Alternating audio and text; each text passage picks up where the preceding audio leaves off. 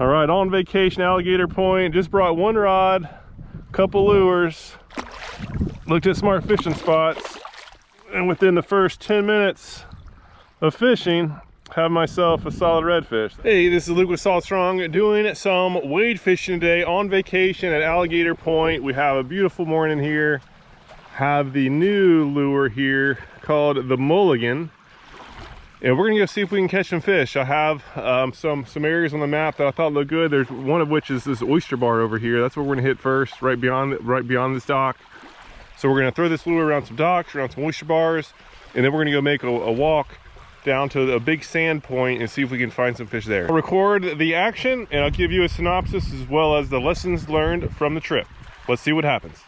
All right, we'll shoot under this dock. All right, so now coming to that oyster bar. That looks good. We got a bird wading on it. It's like the only feeding bird I've seen yet. I should say a heron that's looks like it's stalking some food. All right, something just made a little splash right there.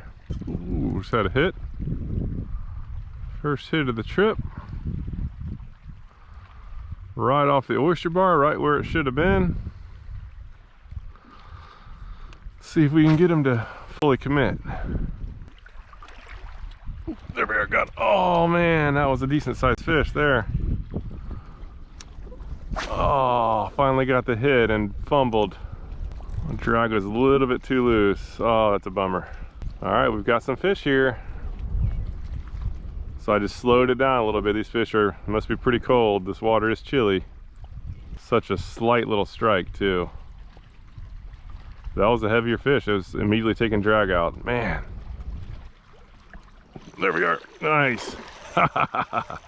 That's a solid fish. Ooh, ooh. Gotta get him away from that piling. So I'm literally right at that spot I predicted him to be. I was on smart fishing spots and saw this oyster bar.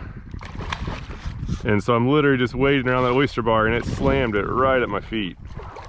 All right, on vacation, Alligator Point. Just brought one rod, couple lures, looked at smart fishing spots, and within the first 10 minutes of fishing, have myself a solid redfish. That's cool.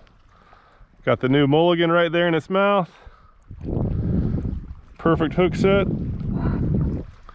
Gonna let this guy go. There we are. See, I was just slow rolling it. These fish are pretty cold and lethargic. Slow rolling it right up along the edge here. And that thing hit it probably 10 feet away from me. I'm literally in probably 10 inches of water. Covering every inch of this area. This spot looks good.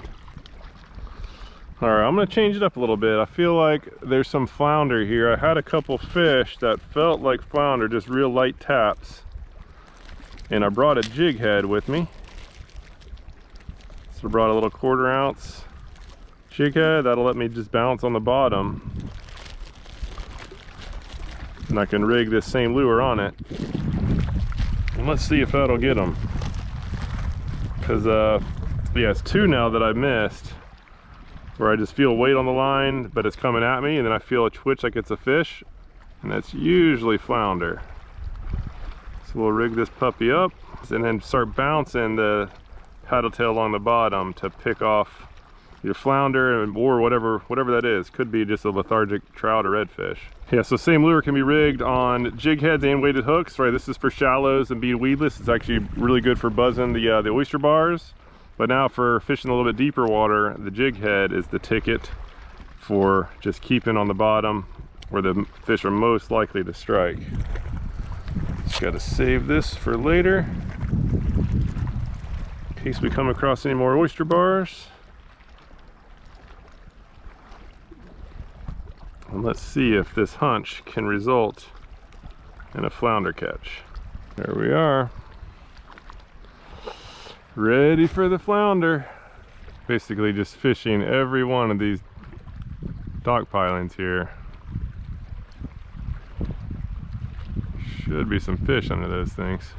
All right, well, no more luck around this oyster bar, so I'm gonna shoot over and start heading way down to some other spots that I saw on that Smart Fishing Spots platform. So we're gonna go ahead and shut her down for a bit, and I'll meet you at spot number 2.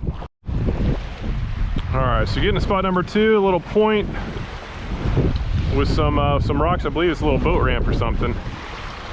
Couldn't really tell from the map, but looked worth the stop. Oh, having something messing with me out there. Yeah, should be a good little spot where ambush predators would hang out. We'll see. Yeah, it's really shallow out there. So good thing. Oh, there's stingray right there too. I better be careful with those. Yeah, good thing with these jig heads is that you can feel the bottom and see if it's super shallow or not. In this case it is. Yeah, here's the old boat ramp, so there should be a deep trough. Should be a deep trough over here from that. Let's see if we can pick off a trout or something, or flounder. Nope. Let's continue on. All right, so this next spot, it's a shallow little cove with these oysters. And given that it's shallow, I need to switch back to the weighted hook. This is that Haas Helix hook. Let me put this jig head in my pocket in case I need it later. And yeah, going back to this, that way I can just ride right up above those oysters without getting snagged. This is what I caught that redfish on earlier. This should be the ticket. This will at least help me keep from just getting snagged all the time. I do see some little small bait fish out there, so that is looking promising. We will see. So this little cove should have been just a little bit wind protected overnight. Oh, see some crabs starting off. I like the look of this. See if we can find some redfish laid up here. All right, mullet jumping. Very nice. Oh, there we are, got him, got something. Looks like a little, this might be a trout. Or a little red. Yep, little red. Small little guy.